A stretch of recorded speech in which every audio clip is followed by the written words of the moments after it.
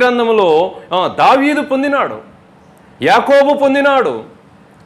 తన యొక్క మోసకరమైన మనస్సు నిమిత్తమై యాకోబు దేవుని పాదాలు పట్టుకుని ప్రసవేదన పొంది నీ పేరేమిటి అన్నాడు దేవుడు. అంటే అప్పుడు యాకోబు అన్నాడు, కాదు, ఇక నుండి నీ పేరు యాకోబు అని పిలువబడదు, నీ పేరు ఇశ్రాయేలు. అలాగే దావీదు తను చేసిన పాపాన్ని బట్టి పరుపు తేలునంతగా ప్రసవేదన పొందాడు. ప్రియమైన దేవుని బిడ్డలారా, పాపములను, అందుకే అతిక్రమమును దాచిపెట్టువాడు వర్ధిల్లుడు, దాన్ని ఒప్పుకుని విడిచిపెట్టువాడు కనికరము పొందునని చెప్పి రాయబడిన యేసు ప్రభుకి కనికరము ఎలా వచ్చిందంటే ఆయన పాపము నిమిత్తమై, మరి ఆయన మీద ఉన్న భారమును నిమిత్తమే ఆయన కన్నీరు కార్చినాడు. అలాగే పాపాత్మురాలైన స్త్రీ కూడా ఏం చేసింది? యేసయ్య పాదాలను కన్నీళ్లతో తడిపింది. అప్పుడు ప్రభు అంటున్నాడు, అమ్మా, నీవు విస్తారముగా కన్నీరు కార్చినావు కనుక నీ విస్తారమైన పాపములు క్షమించబడ్డాయి. కాబట్టి ప్రియమైన దేవుని బిడ్డలరా, మారు మనసు అనగా ఏంటంటే అది ఒక ప్రసవేదన. ఇంకొక ప్రసవేదన అంటే అది ఆత్మీయమైన ప్రసవేదన. అంటే ఒక ఆత్మ కొరకు మనము కన్నీరు కార్చడం, ఒక ఆత్మ రక్షణ కొరకు మనము ప్రార్థించడం, ఒక ఆత్మ రక్షణ కొరకు ఉపవాసం ఉండడం, ఒక ఆత్మ రక్షణ కొరకు మనము ప్రయాసపడడం. నాకు తెలుసు ప్రియమైన దేవుని ఎంతమంది కోసం ఎందరో వాళ్ళు ఈడెవడరా ఇప్పుడు వచ్చాడు అన్నట్లుగా చూసేవాళ్ళు. అయినా కానీ మనం వాళ్ళ దగ్గర డబ్బుల కోసమో లేకపోతే చందా ఇస్తారనో కానుకిస్తారనో అలాగూ ఎప్పుడు కూడా ఎవరి దగ్గరికి వెళ్ళలేదు. కేవలము అమ్మా మారు మనస్సు పొందండి. మారు మనస్సు లేని భక్తి ఎంతకాలము చేసినా అది వ్యర్థము. నేను చెప్పిన వాడు కాదు, యేసు ప్రభు చెప్పిన మాట.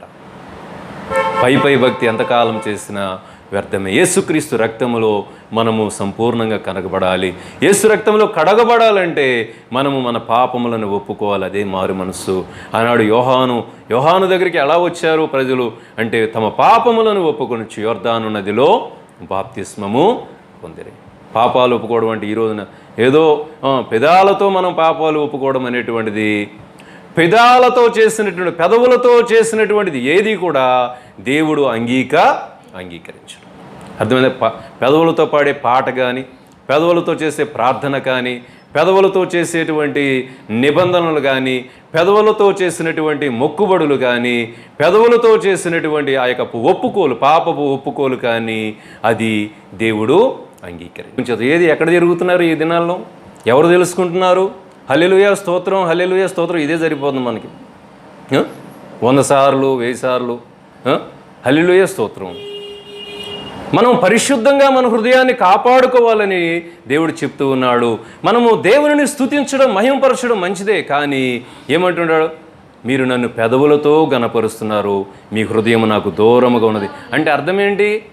మీ హృదయము మాకు పరిశుద్ధంగా కనపడడం లేదు. దూరంగా ఉండడం అంటే నీ హృదయం నాకు పరిశుద్ధంగా కనపడడం లేదు. ప్రియమైన దేవుని బిడ్డలారా, యేసు రక్తము ఎందుకు అంటే మన పాపములను పవిత్రపరచును. యేసు రక్తం ప్రతి పాపము నుండి మనలను పవిత్రులుగా చేయను. కాబట్టి ఇక్కడ వస్త్రాలు కోల్పోయారు. అందుకే రోమీయులకు రాసిన పత్రికలో ఒక మాట ఉంటుంది, మీరు చూడనవసరం లేదు. 3వ అధ్యాయం 23వ వచనంలో ఏమంటుంది? ఏ భేదము లేదు, అందరూ పాపము చేసి దేవుడు అనుగ్రహించు మహిమను పొందలేకపోతూ ఉన్నారు. ఏ భేదము లేదు, అందరూ పాపం చేసి దేవుడు అనుగ్రహించు మహిమను పొందలేకపోతున్నారు అని చెప్పి రాయబడి ఉంది. అయితే దేవుడు అనుగ్రహించు మహిమను మనం పొందాలంటే ఏంటో రోమీయులకు రాసిన పత్రిక 2వ అధ్యాయము 7 నుండి 10 వచనాలు చదవమ్మా. సత్క్రియను ఓపికగా చేయుచు మహిమను ఘనతను అక్షయతను వెదకు వారికి నిత్య జీవము దొరుకుతుందనమాట. కాబట్టి అక్షయతను మహిమను ఘనతను అంట మనము వెదికే వారిగా ఉన్నప్పుడు ఏం దొరుకుతుంది? మనకి నిత్య జీవం దొరుకుతుంది. నిత్య జీవం అంటే మనం కోల్పోయినటువంటి మహిమ దేవుడు మరలా మనకి దానిని అనుగ్రహించేవాడిగా ఉన్నాడు. కాబట్టి మనమందరమును కూడా మరి గ్రహించవలసినటువంటి విషయము అదేనమాట. ఇంకా నిర్గమాకాండం ఒకసారి చూడండి. నిర్గమాకాండము 29వ అధ్యాయము 21వ వచనం. నిర్గమాకాండము 29వ అధ్యాయం 21వ వచనం.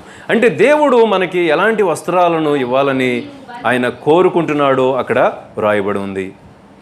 మరియు నీవు బలిపీఠము మీదనున్న రక్తములోను అభిషేక తైలం 29, 21 కదా. అహరోను మీదను అతని వస్త్రం మీదను అతనితోనున్న అతని కుమారుల మీదను అతని కుమార వస్త్రం మీదను ప్రోక్షింపవలెను. చాలు. మరియు నీవు బలిపీఠము మీదనున్న రక్తములోను అభిషేక తైలములోను కొంచెము తీసి అహరోను మీదను అతని వస్త్రముల మీదను అతనితోనున్న అతని కుమారుల మీదను అతని కుమారుల వస్త్రముల మీదను ప్రోక్షించవలెను. అప్పుడు అతడును అతని వస్త్రములను అతనితోనున్న అతని కుమారులను అతని కుమారుల వస్త్రములను ప్రతిష్ఠితములగును. చూసారా, రక్తము ఏం చేస్తూ ఉన్నదంటే మనుషుల రక్తము మనిషిని ఆ పాపం తీసివేయలేదు. ఏదో ప్రాణంతో బ్రతకడానికి రక్తదానం అనేటువంటిది చేస్తూ ఉన్నాం. ఎవరికైనా రక్తము తక్కువైనప్పుడు, రక్తహీనత ఉన్నప్పుడు వేరే వ్యక్తి యొక్క రక్తాన్ని ఎక్కిస్తూ ఉంటారు.